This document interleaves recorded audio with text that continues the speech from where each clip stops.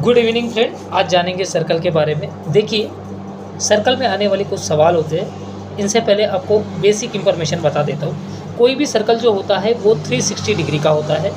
इसके बाद में सर्कल में तीन चीज़ें आराम से पाई जाती। एक होता है जी रेडियस, एक होता है आपका डायामीटर, एक होता है आपका कॉर्ड। और यहीं से पूरी दिक्कतें स्टार्ट होती है। जितने भी 7, 8, 9, 10 के बच्चे हैं, बेसिकली ये वीडियो उन्हीं के रिगार्डिंग है। ये 4 ऐसे सवाल है जो आपको पूछता है। साथ ही साथ इसमें और एक सवाल जुड़ जाता है जो कि आपको पूछता है कि आपका पाई चार्ट क्या होना चाहिए। तो पाई चार्ट के बारे में तो आज हम जानेंगे इन बेसिक सवालों के किस तरीके से हम आंसर निकाल सकते हैं। देखिए जी, कोई भी जो सर्कल होता है इसमें दो चीज़ें होती हैं। एक तो होता है सेंटर पॉइंट। आपको अपने कंपास से लेके एक कोई भी सेंटर पॉइंट में आपको एक प्लेस को ऑक्युपाई करना है, इसे ही आप सर्कल बोलोगे। सर्कल की जो बाहरी परत होती है जी, इसे आप बोलोगे सरकमफेरेंस। ये जाना जाता है जी सरकमफेरेंस के नाम से। ये जी सर्कल की जो बाहरी परत होती है उसे बोला जाता है सरकमफेरेंस। सर्कल की जो अंदर का एरिया होता है उसे बोला जाता है एरिया। एरिया का भी कुछ स्ट्रक्चर होता है जी। अगर आपको एरिया ऑफ अगर सर्कल निकालना है तो एरिया ऑफ सर्कल का जो स्ट्रक्चर होता है वो होता है जी 2πr। अब आप पूछोगे सर पाई की वैल्यू क्या है, तो देखिए जी पाई की वैल्यू दो तरीके से निकलती है।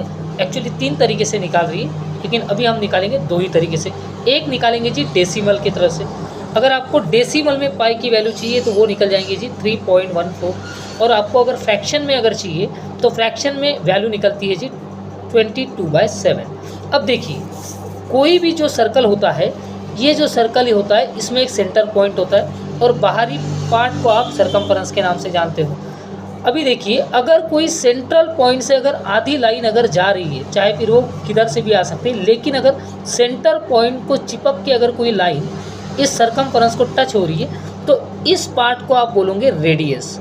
इसे आप बोलेंगे जी रेडियस। और यही रेडियस जब इस सेंटर पॉइंट को क्रॉस कर जाता है, मतलब आर पार हो जाता है, तब आप इसे नाम देते हो जी डायामीटर। इसका मतलब क्या है कि अगर आप रेडियस को 2 बार मल्टीप्लाई करोगे तो आपको डायामीटर मिल जाएगा।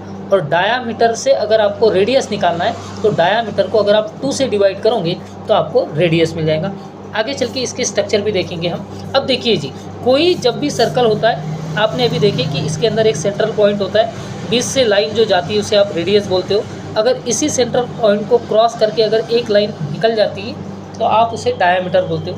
मान के चलो ये तो दिया ही है, लेकिन नीचे से अगर कोई लाइन जा रही है, मान के चलो कोई लाइन सेंटर पॉइंट से न जाते हुए नीचे से अगर जा रही है तो उसे आप बोलोगे जी कॉर्ड। और ये जो कॉर्ड होता है ये कहीं से भी निकल सकता है, बस बीच में से या सेंटर पॉइंट से नहीं निकलेगा। इसमें और 2 चीज़ें आती है।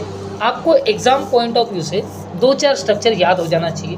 पहला अगर पूछेगा कि रेडियस बताइए, तो रेडियस का जो स्ट्रक्चर होता है जी वो होता है डायामीटर डिवाइडेड बाय 2। तो आपको मिल जाएगा रेडियस।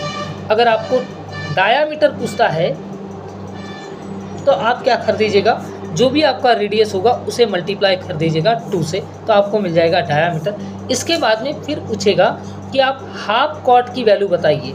अब देखो, कभी कभी एग्ज़ाम में ऐसा होता है कि हाफ कॉर्ड ही दिया होता है, आपको फुल कॉर्ड निकालना होता है। तो इसका जो स्ट्रक्चर होता है वो होता है 1/2 इंटू फुल कॉर्ड। ध्यान में रखिएगा, जब भी आपको हाफ कॉर्ड की वैल्यू पूछेगा तो इन 3 स्ट्रक्चरों का यूज कीजिएगा। एग्ज़ाम पॉइंट ऑफ व्यू से ये स्ट्रक्चर काफ़ी काम का होता है। और चौथा सवाल पूछेगा जी पाई चार्ट क्या होता है। अब इस पाई चार्ट के अंदर में 2-4 चीज़ें अच्छे से याद कर लेना। पाई चार्ट में हमेशा एक सर्कल होता है। ये जो सर्कल होता है ये 360 डिग्री का होता है। और जब 360 को अगर हम 10 पार्ट में डिवाइड करेंगे तो इसके जब 10 पार्ट बनेंगे तो इस 10 पार्ट में हर एक पार्ट 36 डिग्री का होगा। 1 2 3 4 5 6 7 8 9 और 1 10 कर देता हूँ। तो हर एक पार्ट जो होता है वो 36 डिग्री का होगा। इसका मतलब जब भी आपको पाई चार्ट निकालना होगा तब आपको इस स्ट्रक्चर का यूज करना पड़ेगा। ये तो है जी अलजेब्रिक की कुछ बेसिक इन्फॉर्मेशन। आने वाले समय में हम जिस तरीके के वीडियो बनाने वाले इसके ऊपर पूरा सेशन लेंगे। ये इन्फॉर्मेशन सिर्फ बेसिक उन बच्चों के लिए है जिन्हें अलजेब्रिक का ए तक नहीं मालूम है। तो बेसिकली ये जितना भी है आप इन्हें देख सकते हो। इसका चाहे तो आप स्क्रीनशॉट भी ले सकते हो। Okay, so thank you. मिलते हैं नेक्स्ट वीडियो में।